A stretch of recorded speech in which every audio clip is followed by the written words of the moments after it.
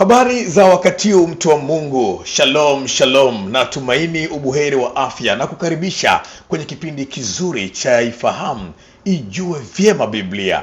Njoo tukujuze kile ambacho Mungu ametupa kibali nyakati hizi ili tuweze kuzungumza na wewe. Niko na hapa Pastor Bright Nyahende, utakwenda kusikia, na hapa tunaendelea pale tulikoishia kwenye somo zito juu ya ndoto. Tuligusa namna ambavyo tunaota ndoto mbaya.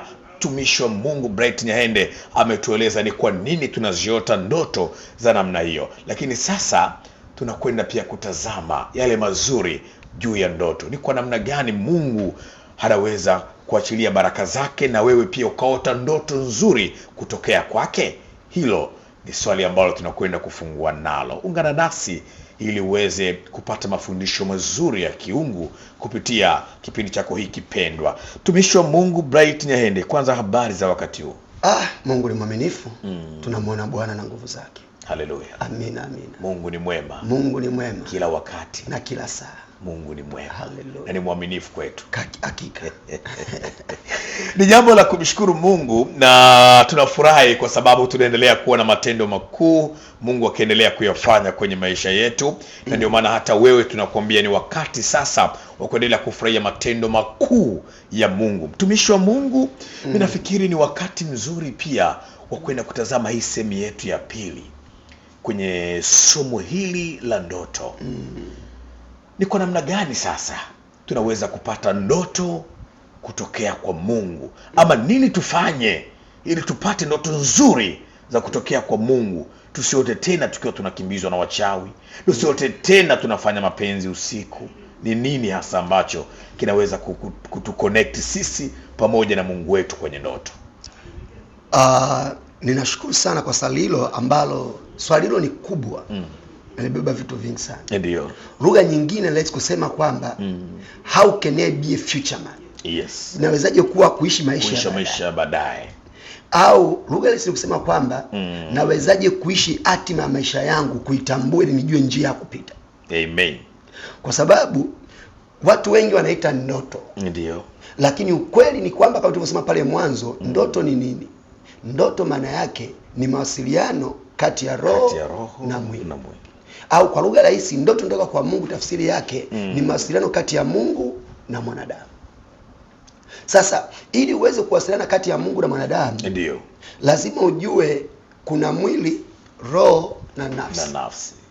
Sasa nafsi ndio inayo connect mwili na roho. Kwa ili nafsi iweze kupata taarifa kutoka kwa Mungu, iweze kupata taarifa kutoka kwa shetani, lazima hiyo nafsi iwe imeelemea upande wa Mungu au wa shetani.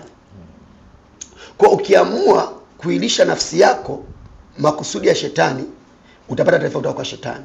Ukiamua kuiweka nafsi yako upande wa Mungu, utapata taarifa kutoka kwa Mungu. Kwa lugha rahisi, ninachojaribu kusema ni kwamba inategemea nafsi yako nailisha nini. Kwa ili usipate taarifa sahihi kutoka kwa Mungu, lazima ujiconnect kutafuta taarifa kutoka kwa Mungu.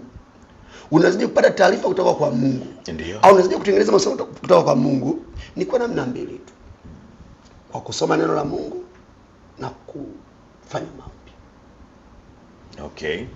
Kwa unapojikita kwenye kusoma neno la Mungu, maana yake Mungu anakupa maarifa. Watu wengi tunasoma Biblia, lakini kuna siku nilikwambia Biblia sio inayobadilisha maisha ya watu. Biblia inakupa mwongozo wa kutengeneza mahusiano wako wewe na Mungu. Lakini kwenye kusoma Biblia, Mungu anakupa neno la maarifa. Amen. Neno la maarifa ndio linageuza maisha yako. Kwa mtu anasoma Biblia na kufanya maombi, automatically huyo atakuwa na uwezo wa kuona.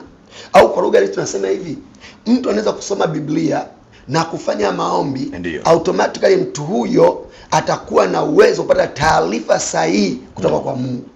Atakuwa na uwezo wa kuona, sio wa kuona tu mambo yake.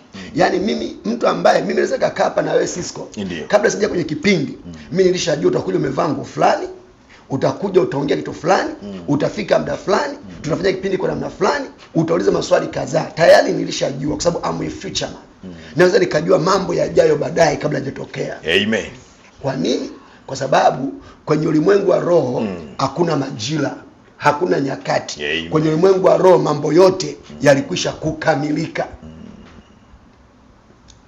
Kwa watu wa mwilini ndio wanasema hili limetokea, hili limekuwepo. Kwa namna rahisi ya kupata taarifa kutoka kwa Mungu ni kujiconnect na Mungu. Amen. Namna pekee ya kujiconnect na Mungu ni kusoma neno la Mungu na kufanya maombi. Na kipindi kilichopita tulisema kuna watu wanaenda kanisani. Yes. Lakini wanaota ndoto mbaya. Yeah. Sasa inawezekanaje mtu akaenda kanisani alafu akaota ndoto mbaya? Tafsiri yake ni nini? Tafsiri yake ni uhusiano kati yake yeye na Mungu.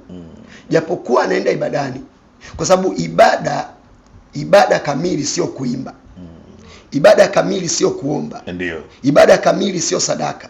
Ibada kamili amesema Mtume Paulo, kitabu cha Warumi sura ya 2 mstari wa 1, ambayo ni kuitoa miili yetu kuwa dhabihu takatifu mbele za Bwana, maana ndio ibada inayompendeza Mungu. Amen. Kwa hiyo hata kama unafunga, hata kama unaomba, hata kama unasoma neno, lakini kama mwili wako hujaudhabihu kuwa sadaka mbele za Mungu, bado huwezi kupata taarifa sahihi kutoka kwa Mungu.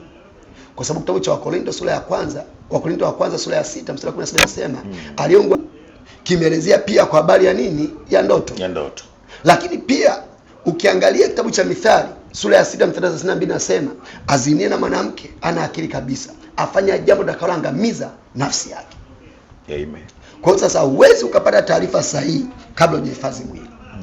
Na huwezi kupata taarifa kutoka kwa Mungu kama nafsi yako inailisha vitu vibaya. Haiwezekani. Cisco, umeamka asubuhi, umekwenda kazini, umerudi, umekaa kwenye TV, umeanza kuangalia movie za Bongo Flava asubuhi mpaka jioni. Hujasoma neno, hujasikiliza, hujafanya maombi, huja meditate, afu unataka kupata taarifa kutoka kwa Mungu, unaipataje? Ni ngumu. Ndio utaishia kusema masumbufu ya siku na mambo niliyoangalia yamenipa ndoto. Lakini ulikuwa unaangalia tamthilia ya mapenzi ya mahaba, usiku unaota unakimbizwa na nyoka. Vina uhusiano gani?